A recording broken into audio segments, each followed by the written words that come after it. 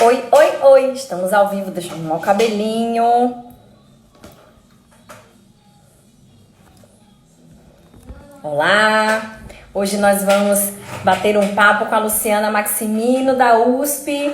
Eu sou a professora Juliana Rocha, do curso de Fonoaudiologia, e vamos falar sobre a parceria entre a família e o terapeuta na terapia de linguagem com as crianças. Vou aguardar vocês entrarem. Deixa eu ver se a Lu já entrou aqui. Olha, a Lu já tá aqui. Lu, adicionei você. Falta só você aceitar o convite para que nós iniciemos o nosso bate-papo. Oi, Lu, tudo bom? Olá, boa tarde, tudo Boa bem? tarde, tudo bem? Como vai você de quarentena? Estamos em casa, estamos Cara, aqui, bem, graças a Deus. que bom, que bom. Seja bem-vinda. Obrigada, A um Luciana prazer, viu? Maximino. Todo meu. A Luciana Maximino é professora da USP, né, Lu? Isso.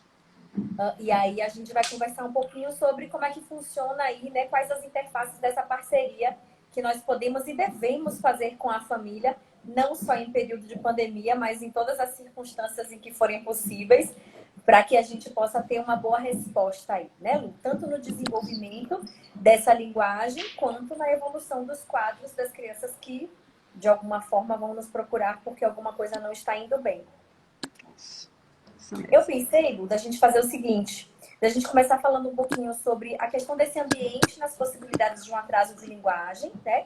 Então, o quanto o ambiente é importante, o quanto ele pode favorecer ou prejudicar no processo, porque a família está intimamente ligada a isso, pensando principalmente no grande número de crianças que vêm chegando nos consultórios com atrasos de linguagem por questões ambientais, e a partir daí a gente ir conversando sobre o que nos ocorreu. Ok, ok. Aí eu queria que agora você falasse um pouquinho para a gente quais são esses fatores ambientais que interferem tanto assim no desenvolvimento da linguagem das crianças. Bom, nos casos de atraso de linguagem, né, a grande maioria deles, a etiologia é voltada para a questão ambiental. Então, o que que nós chamamos de questão ambiental aí?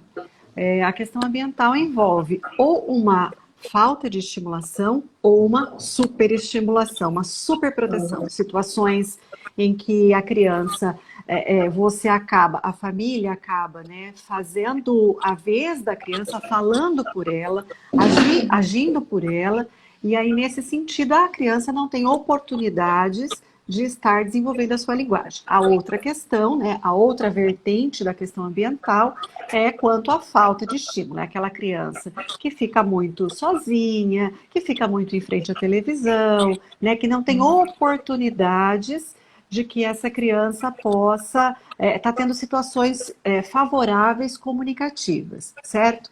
A linguagem, né, nos atrasos de linguagem, nós ainda não sabemos exatamente qual é a porcentagem que esse ambiente tem de influência.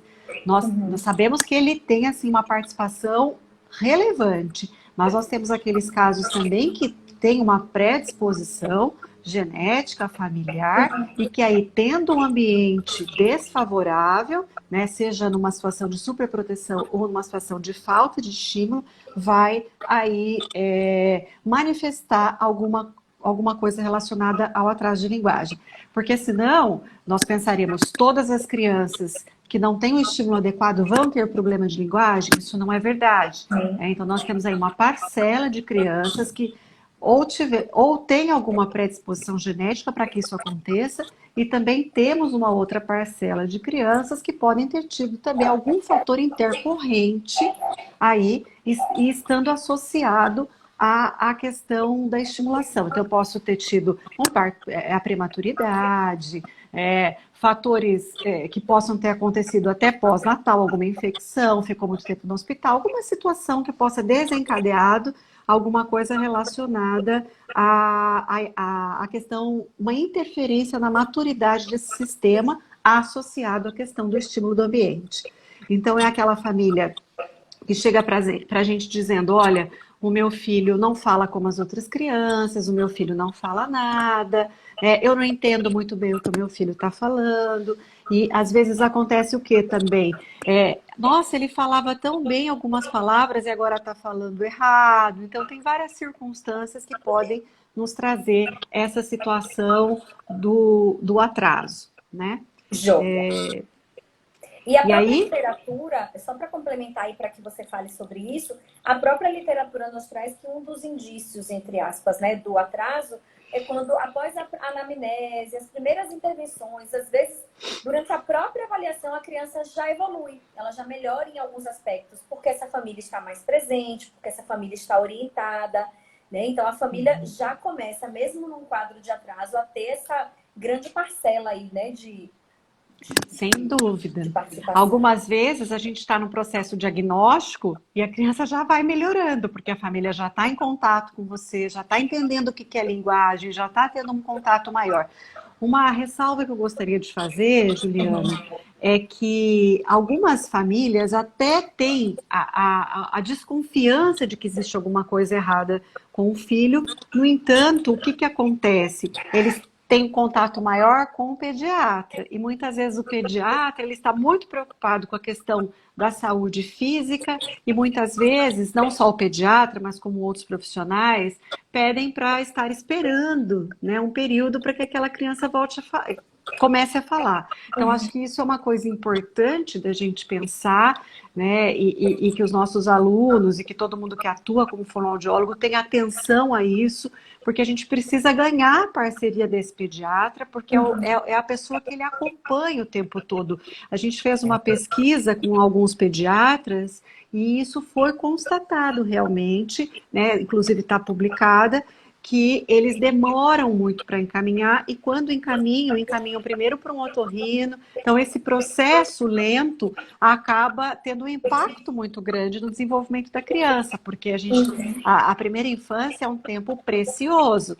Então, se a criança acaba chegando à média de idade que a criança chega, mesmo com atraso, ainda tem sido depois dos 3 anos e meio, 4 anos de idade. Então, assim, é algo relevante que a gente precisa também pensar, tá? Com certeza, com certeza. E aí vamos pensar que essa criança chegou para a gente no consultório, né?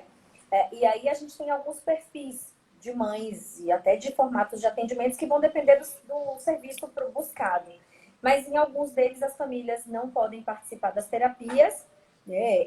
Não é a realidade, por exemplo, do meu consultório. No meu consultório as famílias precisam participar, salvo quando a família às vezes interfere de uma forma negativa no processo terapêutico dentro da sala.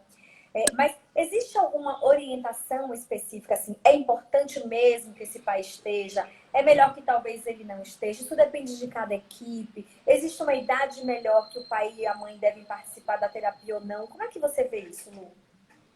Olha, eu acho que cada caso realmente é um caso, mas é inerente à importância da participação da família, é inerente à participação da família dentro de algum contexto, né? Porque, vamos pensar, a terapia ela é muito limitada, nós ficamos 1 hora por semana, 2 horas por semana, se não tiver essa continuidade, essa parceria de alguma forma, a gente não vai ter tanto sucesso como teria, né? Nós colocamos sempre a importância da escola, a importância da família, mas sem dúvida a família é o nosso grande parceiro, tá? É o nosso grande parceiro. Eu sei que muitas vezes não é a realidade por questões da disponibilidade de tempo, né, dessa família estar levando, então muitas vezes são outras pessoas que levam. Naquele momento a gente acaba tendo que priorizar um pouco a questão da própria criança no momento terapêutico, mas eu acho fundamental essa participação. E pensando nisso, nós poderíamos pensar em situações adicionais para que isso fosse feito, né? Hoje nós temos a questão da possibilidade do telemonitoramento, que você poderia estar apresentando para essa família situações onde ela teria oportunidade, né, via orientações, de estar de estar, sem dúvida, participando deste processo de alguma forma. E eu sempre tento buscar alguma estratégia com essa família. É claro que eu estudo um pouco qual é a realidade dessa família, eu estudo qual é a prioridade dessa família, e aí a gente acaba tendo que fazer realmente uma parceria aí. Essa família vai atuar como? Ela precisa de orientação direta? Ela precisa apenas de um acompanhamento, né? Hoje nós estamos vivendo outra realidade, né? Com essa questão do Covid, né? E até o nosso Conselho Federal de Fonoaudiologia, dentro da Resolução 427, ela abre uma outra perspectiva, inclusive de que nós possamos fazer as teleconsultas, certo? Nós possamos atuar também pela via online durante pelo menos 2 meses. A priori foi isso, né? Houve uma atualização da nossa resolução, então nós temos condições. Então nós podemos fazer, assim, ter a perspectiva de várias estratégias. O que eu tenho feito, né? Normalmente, quando eu preciso realmente que aquela família participe de uma forma diferente, eu acho que a primeira questão é mostrar para essa família como é o desenvolvimento normal, como é o desenvolvimento típico, para que ela possa ter um pouco mais de fundamento com alguma coisa que ela for fazer. E eu costumo sempre dizer que assim, a gente não é preparado para ser pai e mãe. Então, eu sempre coloco, a gente enquanto pai e mãe faz sempre o nosso melhor. E aí é papel do terapeuta também entender essa realidade. Então, muitas vezes eu super protejo meu filho porque eu acho que eu estou fazendo melhor. Ou eu dou oportunidades para ele ficar na televisão porque eu acho que ele quer, é o melhor para ele. Então, a gente vai ter que, num primeiro momento, para ganhar a parceria dessa família, fazer algo, ressaltar essa atuação positiva para que você possa ganhar essa parceria. Então, normalmente, eu peço, né, para essa família filmar alguma situação, filmar algum contexto, e a partir de... Eu não vou diretamente falando como é o desenvolvimento normal e nem o que essa criança deveria fazer. Eu vou em cima de um contexto da realidade deles, né? Pode ser um videozinho do celular...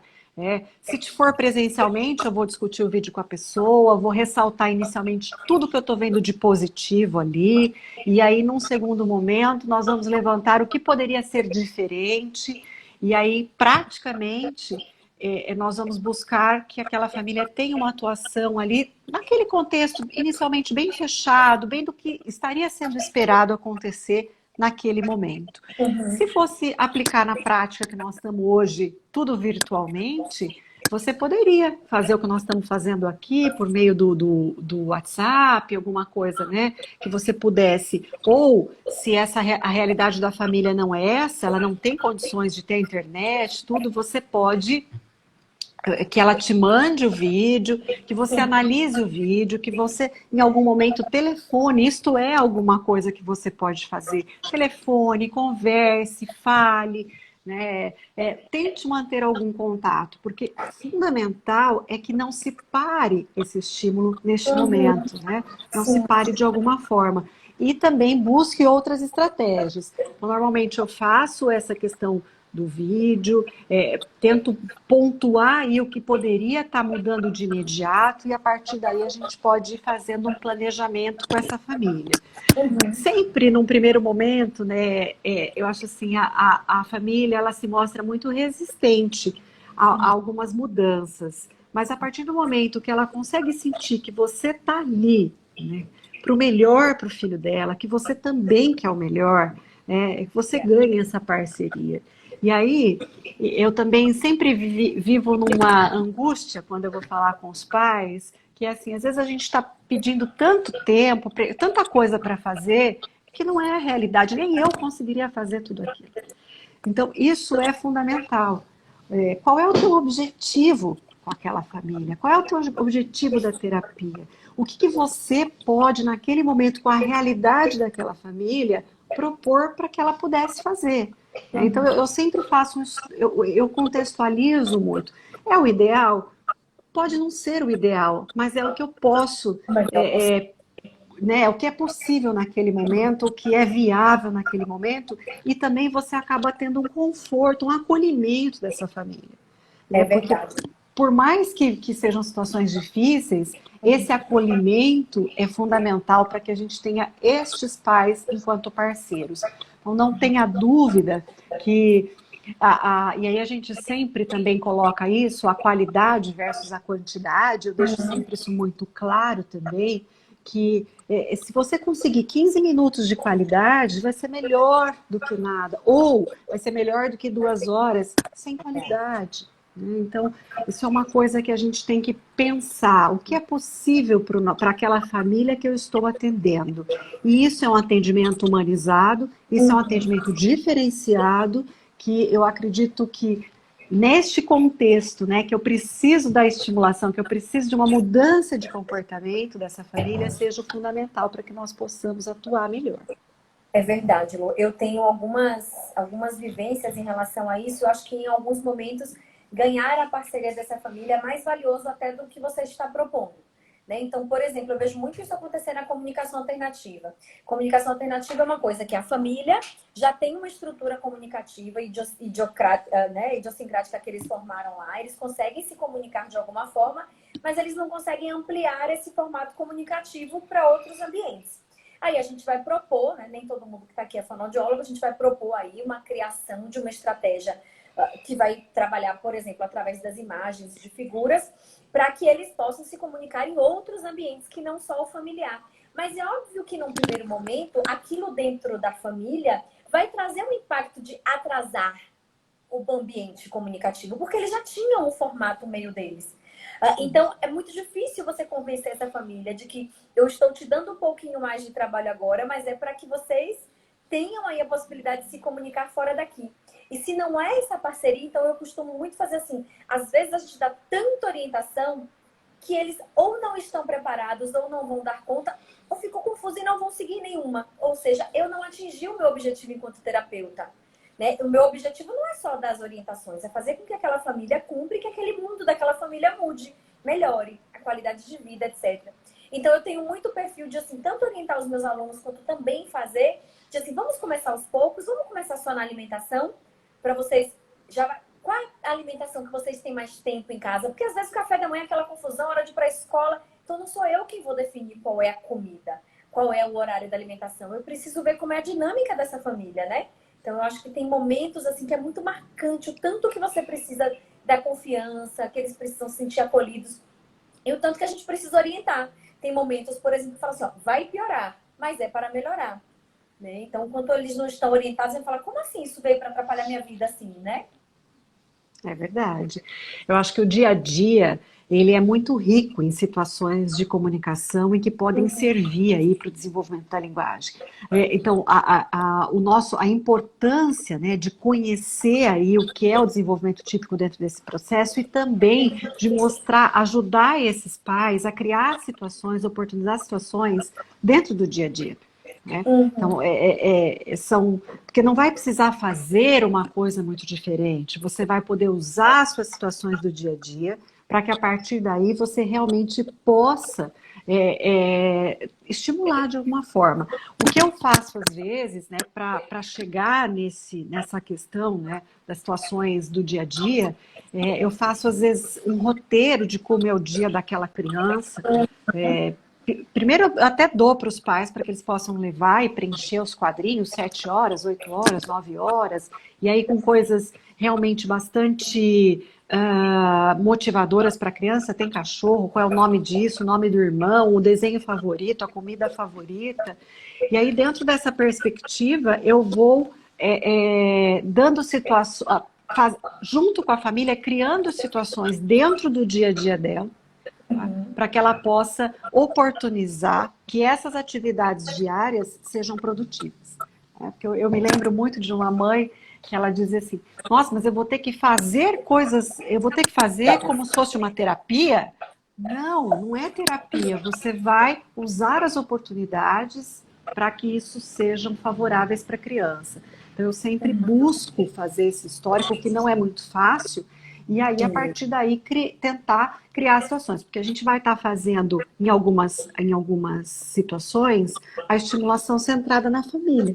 Né? A família vai, num determinado momento, gerenciar essa estimulação dos momentos que ela não tiver ali. Então, cabe ao fonoaudiólogo o papel de direcionar e oportunizar essas situações, né, do ponto de vista prático. E aí eu penso também uma outra coisa que eu acho importante estar comentando, é que as nossas orientações têm que ser muito claras. E às vezes falar o óbvio é muito necessário.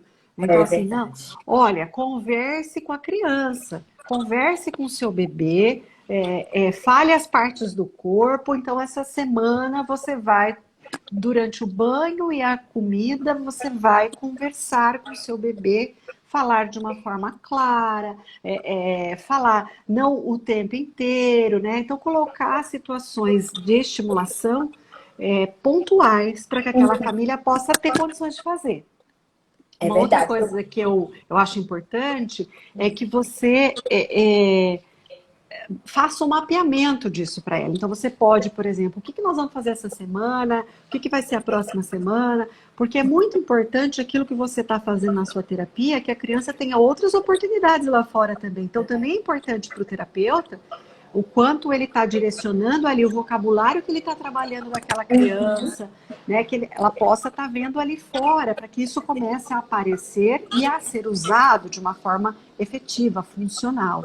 Eu acho que essa junção é muito importante para que a gente possa ter, né, uma terapia realmente bastante produtiva para todo É mundo. verdade. Porque às vezes a família faz o certo, mas não está sabendo. Né? Às vezes, e por não saber que está fazendo certo, não vai oportunizar aquilo em outro momento. Então, quando a gente fala assim, ó, você precisa conversar toda hora do banho, explicar o que você está lavando, transforma aquilo numa coisa bacana. Ele já fez isso uma vez ou duas, mas como ele não sabe a importância daquilo, em um momento em que aquilo for um pouco mais difícil, ou que ele estiver um pouco mais preocupado com alguma outra coisa, ele não vai fazer. E aí eu tenho muitas histórias de pais, assim, os pais adoram comprar os brinquedos que a gente tem no consultório, né? É Adoram. verdade. Aí ele sai, eu tenho uma mãe que ontem eu dei uma bronca nela, eu comprei todos. Todos que ele brinca com você, que ele gosta, eu comprei todos. Aí você destruiu com a minha vida. Mas aí eu ouço muito assim, ó. Nossa, que engraçado, eu comprei esse mesmo brinquedo em casa, ele não brinca assim comigo. Né? Porque, na verdade, não é o brinquedo, não é o instrumento, é o mediador. E aí, por isso que eu acho importante a família estar participando das terapias. Eu tenho famílias que preferem não participar. Ou porque eu tenho outro filho, ou porque eu tô com ele, por diversos motivos. Nessas famílias eu filmo e mando. Porque assim, é muito fácil pra gente falar assim, ó, você tem que brincar com ele, você tem que fazer isso. Eles não sabem fazer, se soubessem não estavam precisando de auxílio, né? Então, quando eles veem, às vezes eu falo assim, gente, era só isso? É assim que ele melhora? Brincando assim? Brincando, porque a gente tá brincando com um objetivo, né? Então tem essas coisas que eu queria que você comentasse quando o pai compra os brinquedos que o terapeuta usa, mas às vezes não funciona. Né? E quando sempre que ele está orientado, é muito mais fácil mudar padrão. Mudar padrão é muito difícil, mudar rotina, né? Sim, é Precisa muito mesmo ter um difícil. motivo para isso. Tem um motivo. Eu, às vezes, você comentou da questão que você manda o vídeo, né? Eu, às vezes, nessa primeira filmagem que eu faço, normalmente com as crianças que têm atraso, se a família, por exemplo, não teve oportunidade de fazer, eu faço durante a terapia e vou pontuando também algumas situações e faço com que a família repense realmente, né? Como se fosse uma remodelagem de algumas situações comportamentais que sejam possíveis de serem feitas. Mas, sem dúvida nenhuma, a família, até ela entender que ela é mediadora, né, que ela vai ser a grande precursora de tudo isso, a gente demanda de um tempo. Eu também tenho pais que saem dali achando que vai reproduzir, né, a mesma situação, ou que, porque a gente às vezes tem um brinquedo e não brinca com aquele objetivo do brinquedo, né? A gente brinca de uma outra forma, a gente contextualiza. O que eu faço também, eu às vezes tenho alguns videozinhos modelo que eu acabo gravando, como brincar com o seu filho, né? Então, aquelas famílias que eu percebo que é uma dificuldade muito grande de sentar e de brincar, que eu tenho que falar tudo mesmo. Olha, fica na altura da criança, fala olhando para ela, né? Só fala do que está presente ali no momento, tenta, né, contextualizar o que você está falando. E aí eu acabo, quando eu vejo que existe uma dificuldade maior, eu acabo tendo esses videozinhos modelo que sou eu com alguma criança, eu mando para a família até para que elas ou percebam que estão fazendo o que é correto, ou também possam ter algum outro padrão, né, para poder tá fazendo. Porque o que você falou é muito verdade, mas é só brincar. mas como brinca, né? O que é atividade simbólica? Por que é importante brincar? Né? O que valoriza nisso? Qual a importância de, no meio dessa brincadeira, eu fazer um faz de conta? O que esse faz de conta vai levar? Quais são os mecanismos, né, neurobiológicos que estão envolvidos quando a criança assume um outro papel? Quando ela consegue mostrar que ela pode ser o lobo mau, que ela fala com a voz do lobo mau, né? O quanto a parte cognitiva, o quanto a parte, toda essa parte de pensamento a criança está expondo e mostrando aí que ela é capaz de estar fazendo. E mesmo no atraso, né, Ju, a gente tem perfis, né? A sintomatologia é muito variada. Eu posso ter desde uma criança que não fale nada até uma criança que fale palavras isoladas, precisa melhorar a questão sintática. Então, eu acho que isso é uma outra coisa que a gente também, dentro dessas orientações, vamos pontuar de uma forma bem relevante, bem importante. Eu acho que isso vale a pena a gente repensar, tá? É verdade. O que eu... Pode falar. O que eu estava falando... O que eu estava falando, né, com relação a ser muito claro, né, nas nossas orientações, eu sei que a gente faz isso direto, né?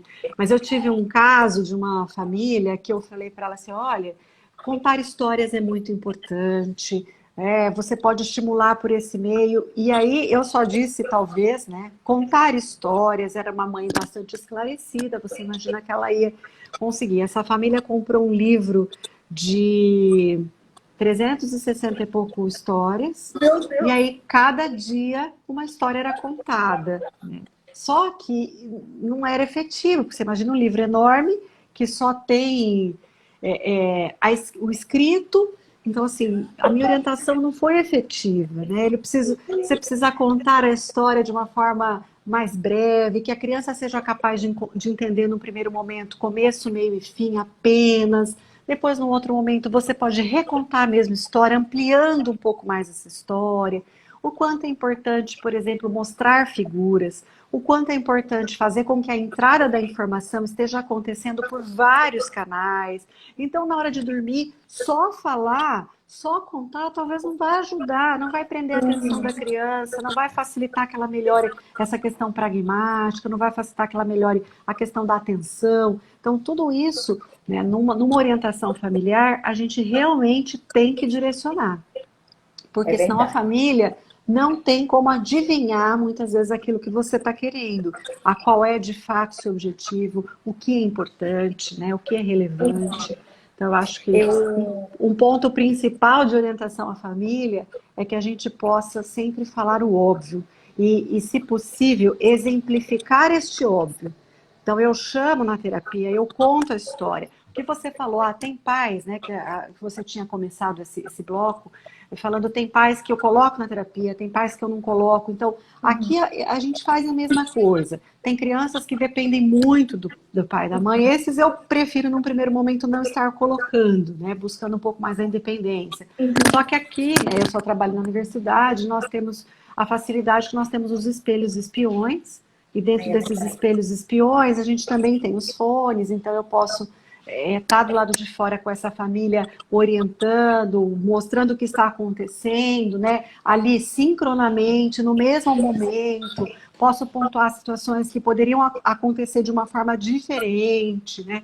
Momentos importantes que, por exemplo, a terapeuta dá um espaço para a criança falar, fica um silêncio, né? O quanto é importante esse momento. Você fez uma pergunta, espere a resposta da criança. Se ela não responder com um olhar, né, com alguma forma de comunicação, aí você pode retomar a pergunta. Então, coisas bem pontuais eu consigo fazer.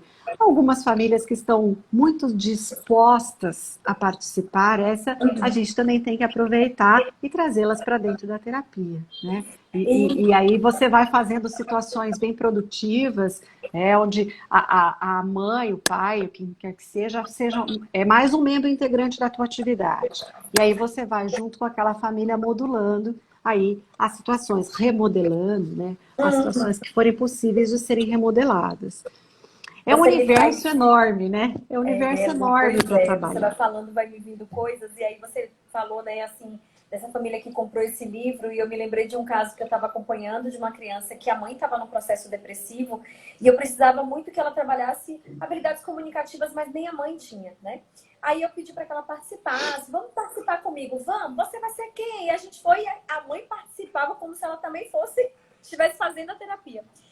E aí começou a ficar legal. Aí a menina não fazia as atividades com ela em casa, criava problemas para fazer em casa, e na terapia fazia. A mãe começou a ver que ela fazia, começou a brincar, de repente ela estava rindo, e um dia ela me encontrou, ela falou assim: Ju, eu queria te agradecer, porque você me ajudou a sair da depressão. Eu aprendi a brincar, eu não sabia brincar, eu não conseguia rir do nada.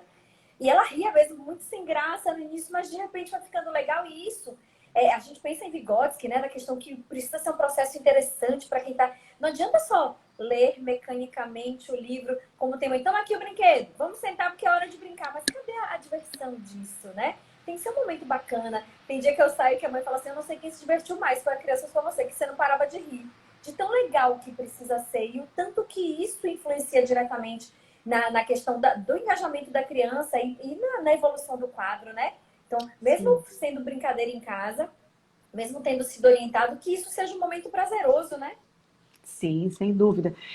Você tocou num ponto importante, que é a motivação, né? Se a gente não tiver motivação, se você não conseguir buscar a motivação da criança por meio das suas estratégias, então o mesmo se aplica à família. Se a família não conseguir motivar essa criança para que no momento do banho ela passe a prestar atenção no momento, né, do que a família está falando, lá das partes do corpo, não vai resolver, não vai adiantar. Então, nós temos aí, né, do ponto de vista, se nós pensarmos do desenvolvimento, a gente tem todo o aparato, de um lado anatomofisiológico e do outro lado do ambiente, né? Então, os aspectos intrínsecos, que a gente comentou, dentro principalmente do atraso, né, que usualmente nós não temos nada muito característico etiologicamente, e a questão dos aspectos extrínsecos. E aí, dentro do extrínseco, poderia entrar essa questão do ambiente, o quanto ele é motivador, o quanto ele é estimulador, o quanto ele é realmente favorável. Então, a gente não dá para dissociar essas coisas. Eu costumo dizer para a família: você é o meu outro ponto. Você é o meu, todo o meu fator extrínseco, porque aqui eu fico limitado. A gente fica um tempo muito restrito aí para a criança, né? Eu preciso realmente desse ambiente motivador, para que ela queira sair da televisão e ir brincar, para que ela queira sair dos equipamentos eletrônicos e falar, e buscar uma situação prazerosa e comunicativa. Isso é uma outra coisa que às vezes os pais colocam muito para mim: olha, criança fica tanto tempo no celular, porque hoje a criança tem 3, 4 anos, ela já senta na mesa para almoçar, a família põe o celular e ela mecanicamente vai recebendo a comida e nem participa da situação comunicativa de uma certa forma. Eu sempre coloco, né, a Sociedade Brasileira de Pediatria, ela tem um manual, até está disponível na internet, na plataforma deles, que coloca que até 2 anos de idade o ideal era que não tivesse nada de estímulo via, né, mídia. Só que a gente sabe que essa realidade não se aplica. É muito difícil você deixar a criança até 2 anos sem ter contato com telefone, com televisão. Isso seria quase impossível no mundo tecnológico que a gente vive. Então, eu sempre costumo também, com essa família, tentar estudar aí com ela quanto tempo essa criança fica nesses equipamentos, qual é o momento fundamental que você diria assim: eu enlouqueço enquanto mãe se ele não tiver no telefone. A hora que eu tenho que fazer a comida, a hora que eu tenho que dar a comida, eu não consigo lidar com essa situação. Então, normalmente eu digo: então essa é a que nós vamos tentar preservar e o restante a gente vai tentar mexer. Certo? Porque é claro, né? Se a gente deixar tudo disponível, a criança vai querer o que é mais fácil, vai querer ficar com a TV, vai querer ficar com o celular. E uma outra coisa também é nós, enquanto exemplos. Se eu também sento na mesa com o meu telefone, se eu também fico em frente à TV com o meu telefone, eu também fico conversando o tempo inteiro só com o meu telefone, a criança vai querer fazer a mesma coisa. Então, acho que essas orientações, ou a mudança desse paradigma aí para a família, é bastante importante, e é nosso papel né, enquanto profissional que lida com a comunicação, voltar a estabelecer comunicação. Nós não temos ainda muitas pesquisas falando com relação ao quanto, né, o uso desses equipamentos eletrônicos, quanto tempo isso prejudica, quanto tempo eu posso deixar. A gente ainda não tem, do ponto de vista da fonoaudiologia, falando quanto a desenvolvimento da linguagem. Aqui em Bauru tem uma professora, a professora Simone Raj, ela está fazendo uma pesquisa com a interação desses equipamentos eletrônicos e ver qual é o impacto no desenvolvimento da linguagem. Então, logo a gente vai ter alguma coisa um pouco diferente que possa nos dar uma resposta para falar um pouco melhor. Mas esse guia da pediatria, ele mostra lá, ele orienta um pouco os pais, dependendo da idade, quanto tempo seria recomendado. Então, eu acho que é uma coisa que eu normalmente, para aqueles pais que têm mais curiosidade com relação a isso, eu mostro para eles, indico. Então, acho que isso é uma coisa importante, porque aí a gente tem lá os motivos, os estudos, né, que foram feitos. E aí a gente entra também, não sei, Juliana, você, mas numa outra questão, né, que o quanto a gente vai usar isso para estimular também a criança. O quanto a gente vai usar esses recursos para favorecer o estímulo da criança. Na questão do atraso, não muito, porque a gente precisa muito, mas na fonologia, né, no transtorno fonológico, né, nos transtornos dos sons da fala, como falo DSM-5, quanto isso vai entrar de parceria? Como que eu oriento esses pais? Ele pode ou não pode, né? Porque eu acho que isso é realmente um problema que tem levado a gente a raciocinar dentro de cada realidade, de cada família, e tentar buscar uma saída, uma estratégia viável. Então, essa é uma outra problemática que a família traz. Eu digo muito o seguinte, que muitas vezes não é, eu já falei isso até hoje aqui, não é o instrumento, é a mediação. Então, eu já tive uma mãe que falou assim, mas é bacana porque é instrutivo, ensina as letras e as cores. Eu falei, eu aprendi com a minha mãe, porque ele não pode aprender com você, porque tem que ser através de um instrumento como esse, se você não vai estar do lado. Então, muitas vezes, isso pode ser utilizado como recurso. Eu trabalho apenas com autismo e eu tenho pacientes que eles gostam, aquilo é tão reforçador para eles, mas eles permitem o pai, a questão do entrar para imitar a falinha lá junto, se está servindo como reforçador. E se está servindo para reforçar a interação entre eles, eu acho que, obviamente, precisa ser controlada a questão do tempo, mas que é um recurso. Né? A gente vive num mundo em que a gente tem a tecnologia, não tem como a gente fingir que não a tem. Mas, ao mesmo tempo, a família não pode usar isso como a gente está vendo agora a nova babá do milênio, né? Do século. Não pode ser a nova babá do século, não pode substituir o papel da família dentro das relações. Mas utilizar como recurso, eu recebi essa semana, eu dou assessoria para algumas escolas aqui, e uma diretora de uma escola me ligou muito preocupada, porque os próprios pais estavam trazendo a preocupação de que eles estavam com 4 horas de aulas por videoconferência, crianças de 5, 6 anos, e os pais falaram assim, mas vocês o tempo todo falaram que a gente não devia estar na frente das televisões, e vocês ficam 4 horas seguidas de conferência. Então, eu estou trazendo muitos raciocínios diferentes. A gente tem que realmente repensar isso, né? Esse papel, mas também, ao mesmo tempo, trazendo isso para a nossa realidade do confinamento, mais propriamente, isso tem feito os pais se apropriarem de coisas que eles não se apropriavam antes, porque não tinham tempo de ver, né? Eu vejo isso na minha casa. Eu praticamente não fico com as minhas filhas, e agora, por estar muito tempo com elas o tempo todo, eu vejo coisas bacanas e coisas difíceis que eu não tinha visto, porque eu não tive oportunidade de ver. E isso acaba fazendo com que a gente perceba que não dá para voltar mais ao padrão que a gente tinha antes, a normalidade estava errada. E aí eu tenho discutido muito isso com os meus pacientes. Ontem eu fiz uma videoconferência com uma mãe, ela tem gêmeos, os dois têm 1 ano e meio, e tem um atraso por conta da prematuridade, etc. Eu acompanho os dois, mas é uma família que, assim, eles tinham 2 babás e trabalhavam o dia todo, agora eles estão os dois dentro de casa, quando um trabalha, o outro cobre, mas cobre tudo, né? Fazer comida, limpar a casa, fazer toda aquela parte que não é só estimular. Imagine 2 bebês de 1 ano e meio. E aí, ela estava desesperada, tal. Fiz, vamos fazer o seguinte, deixa eu ver sua rotina. Eu fiz a rotina inteira, da hora que eles acordam. Acorda que horas? Fica quanto tempo na TV? E como é que come? E o que come? E dentro dessa rotina, eu fui trabalhando com ela primeiro. A maior preocupação dela é que eles só ficavam meia hora na televisão por dia. Agora eles estavam 1 hora de manhã e 1 hora de tarde. Ela estava desesperada. Eu falei, se nós conseguirmos dar conta dos outros momentos, eu acho que é necessário para você essa 1 hora em que você precisa fazer comida, precisa passar uma água na roupa, entre outras coisas. Isso não é desesperador, contanto que nos outros momentos. E aí, quando a gente traz coisas simples, eu falei, ó, vamos fazer, eu quero que a gente tenha 3 momentos por dia. Um momento sensorial, que a gente vai fazer na hora do banho. Então, 10 minutos antes de você entrar no banheiro, você vai tirar a roupinha deles, vai deixar eles na baía. Aí dei várias estratégias da gelatina, do gel de fralda pintada, etc e tal, de uns giz de cera que risca no banheiro. Porque era um momento que era para estar ocioso, ela estaria preocupada por estar ociosa e que a gente pode aproveitar. Né? Aí eu falei assim, vamos fazer circuito. Ela, mas eu não tenho nada de circuito. Você não tem cadeira, não tem colchão, não tem almofada. Então a cadeira vai botar, vai subir, depois vai passar por baixo, vai pular no colchão, a gente vai rolar o colchão. E deu jeito. E ela me mandou cada vídeo lindo de ontem para hoje. Falou assim, que bom que eu não estou mais sentindo que eu estou perdendo tempo com eles, né? Então até muitas vezes a gente não tem como fazer um teleatendimento com uma criança como essa, que é muito pequena, mas orientar essa família. Ele queria, aí a gente estava conversando, ele no sofá, ele, aí ela, é o Bubu. Foi lá, pegou o Bubu e deu. Eu falei, mas ele, como é que você sabe que é o Bubu? Ela, porque sempre é. Eu disse, e porque você não esperou ele te pedir? Né? Aproveita esse momento. O que foi? Filho, eu não tô entendendo, não chore. Você quer o Bubu? Vamos chamar o Bubu? Cadê o Bubu? Bubu, Bubu. E era uma coisa que pode estar ali sem nenhum tipo de coisas a mais.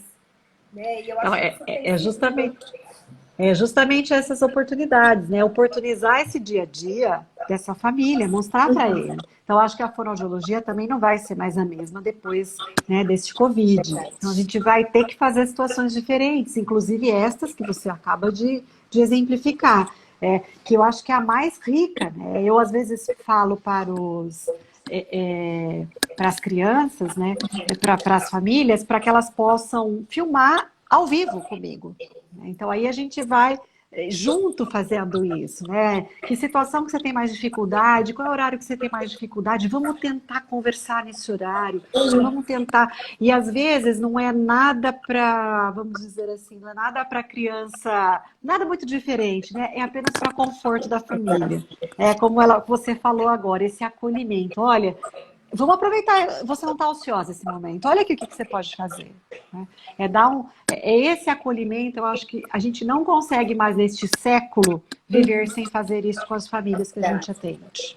Né? Acolher a queixa, acolher o que elas precisam, acolher esta criança. Por isso que eu digo, não é fácil ser mãe, não é fácil ser pai. Ninguém fala para você o que você tem que fazer. Aí, de repente, chega a fonoaudiologia, chega a fonoaudióloga lá e fala, olha, você tem que fazer outra coisa. Você não está brincando com o seu filho, ele está ficando muito na TV. Mas será que eu estou lá para ver de fato como é essa realidade? Então, por isso a importância da gente realmente pensar muito.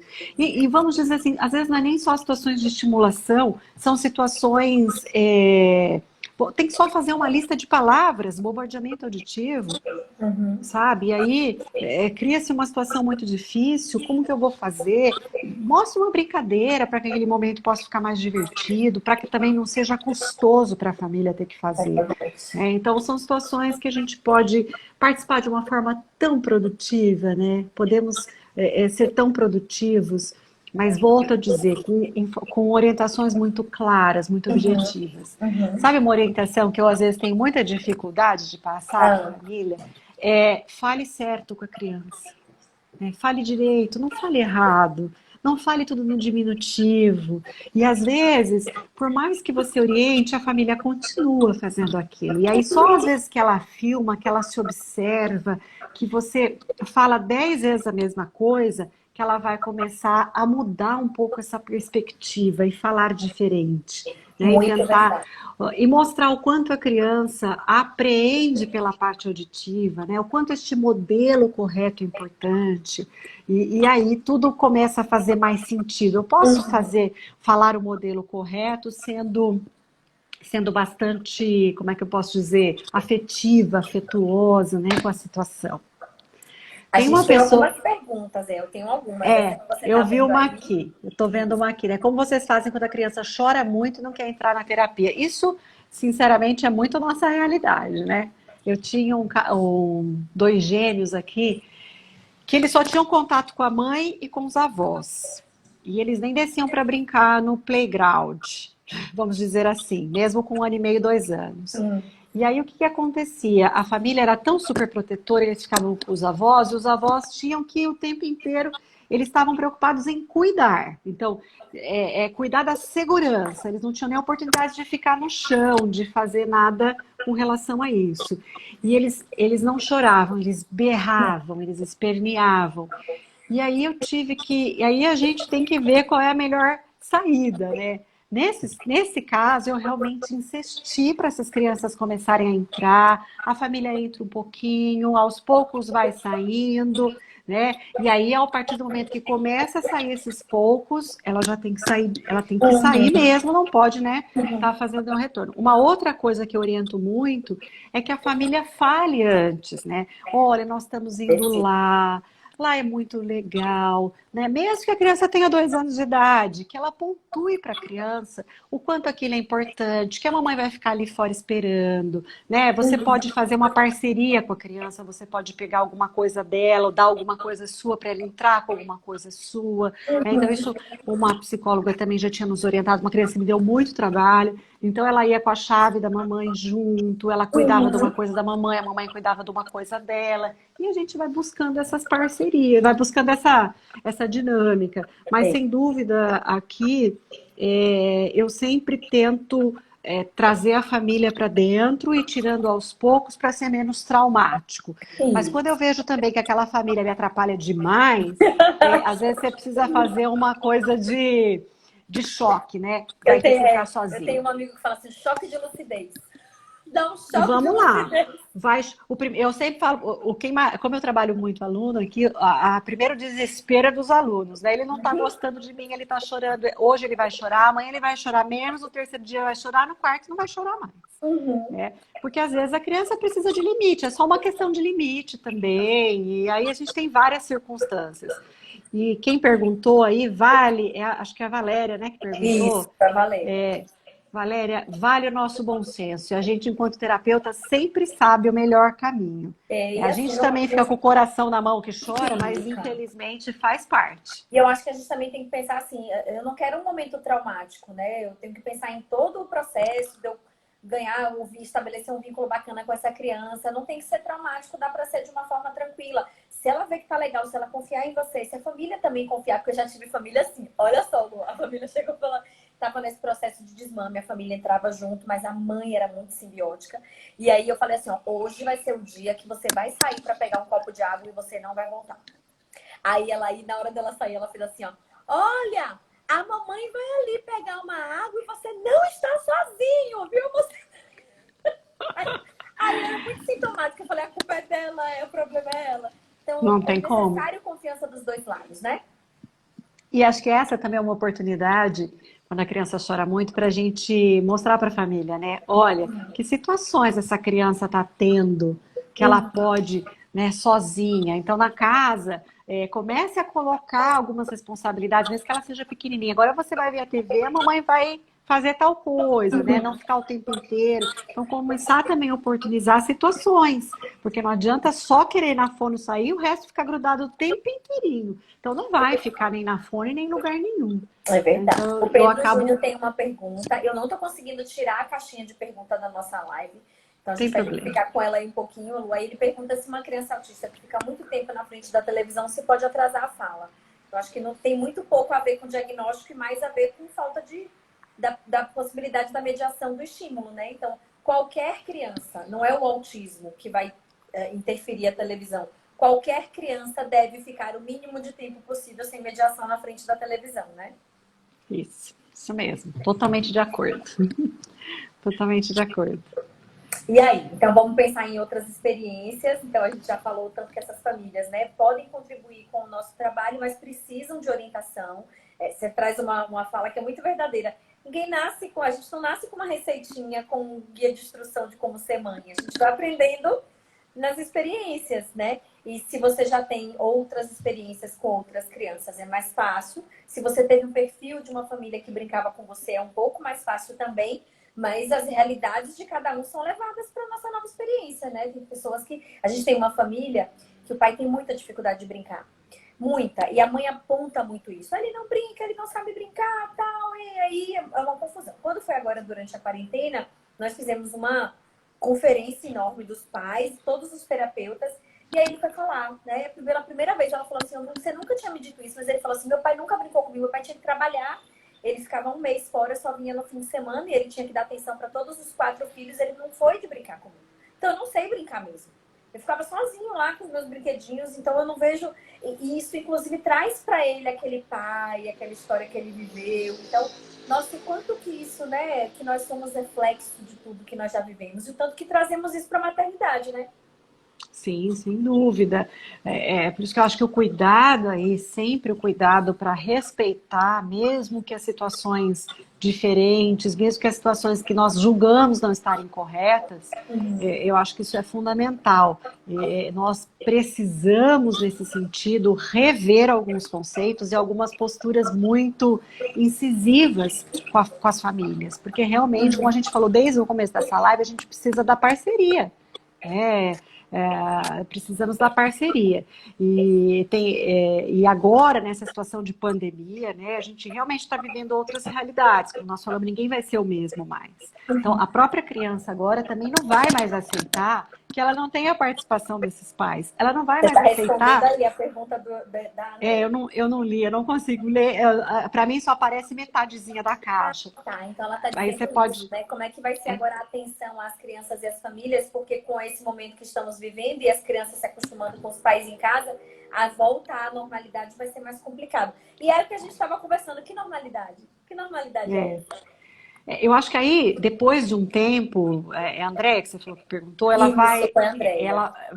André, eu acho que a gente vai achar um ponto de equilíbrio, porque nós estávamos muito lá, né, e agora muito cá. Eu acho que a gente vai ter que encontrar um ponto de equilíbrio para essas situações. Então, e aí, eu sempre falo, converse com seu filho.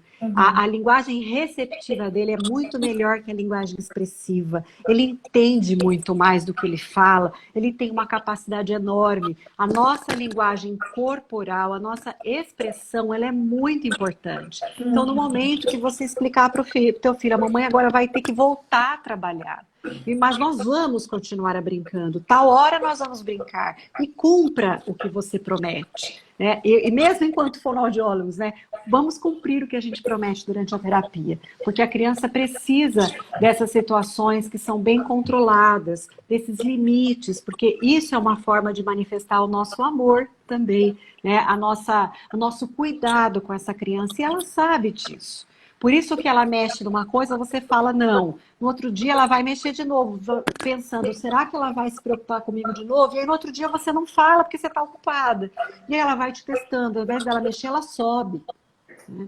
E isso com terapeuta, com mãe. Então a gente precisa, de uma certa forma, pensar nessas situações e saber, e nos confortar, que mesmo com a situação, né, que passar essa pandemia, nós vamos estar diferentes, nós também vamos conseguir criar novas oportunidades, e enquanto pais, e isso vai ser mais vai ser mais fidedigno para os nossos filhos de qualquer forma. A gente vai poder ter momentos melhores, mas vamos precisar achar um equilíbrio, porque do jeito que está também a gente não vai conseguir, né? A escola é importante, o contato com os amigos é importante.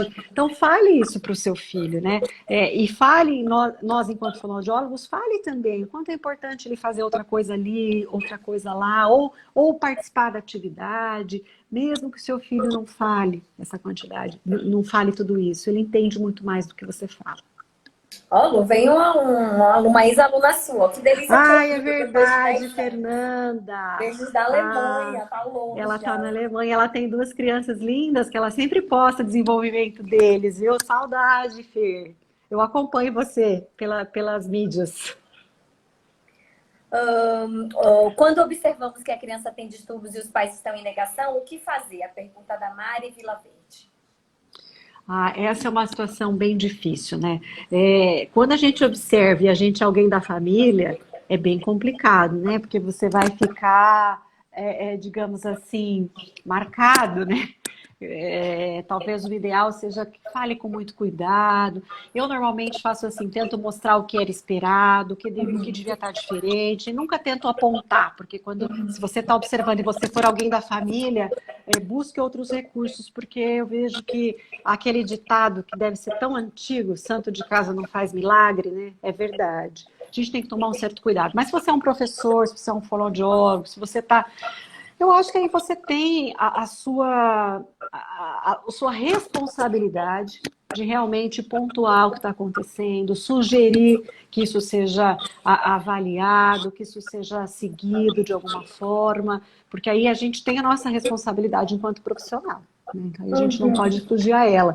Se a gente tiver algum contexto, a gente precisa pontuar, a gente precisa levantar a hipótese, a gente precisa sugerir. Né? É claro que para fazer um diagnóstico demanda de uma situação... Tem mais uma ex-aluna aí que eu fui madrinha da turma delas. Um beijo, Maiara. Então, a gente realmente, eu acho que a gente tem que pensar nessas questões. Se eu sou, como profissional, eu tenho responsabilidade, eu vou ter que... Agora, a fase de negação, gente, ela passa também. Né? Num primeiro momento, quem sofre com essa fase de negação é quem está no embate direto com essa família.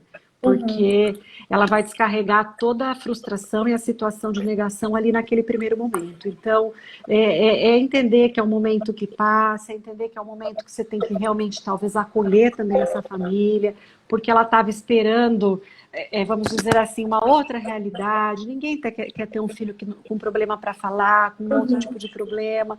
Então, tentar entender isso. Eu trabalhei muito tempo, eu trabalho ainda na genética aqui, né, do centro. Sim. Eu fiz minhas pesquisas todas nessa área e eu acho que foi uma situação bem rica para mim, porque às vezes o diagnóstico de uma síndrome ele é praticamente só pelo sintoma, porque tem uma orelha assim, né? E assim, essas famílias, no primeiro momento, tinham negações absurdas, mas não tem o exame, não tem como... Então, isso assim, é um processo de aprendizado para o profissional e para quem está envolvido, porque cada ser humano é diferente e a gente realmente não tem como saber o que esperar dessas pessoas. Uns vão reagir muito bem, vão pegar a situação e vamos superar, e outros vão, meu Deus, por que isso aconteceu comigo, com o meu filho? E cada um tem a sua história, carrega a sua história, e a gente tem que respeitar a história de todo mundo. Um beijo, Vanessa, que está lá em Brasília. Ai, que delícia, Lu. Muita gente aqui falando com você, te parabenizando. Obrigada. Deixa eu ver se nós temos aqui, ó, mais uma. Que prazer te ouvi-lo. Beijo da sua aluna da Bolívia. Lu, Isso, a Valéria, isso mesmo. Isso mesmo. Valéria, saudade, querida. Eu tô debutando na live, né? Foi a primeira live que eu fiz, então me perdoe alguma falha, algum erro, tá?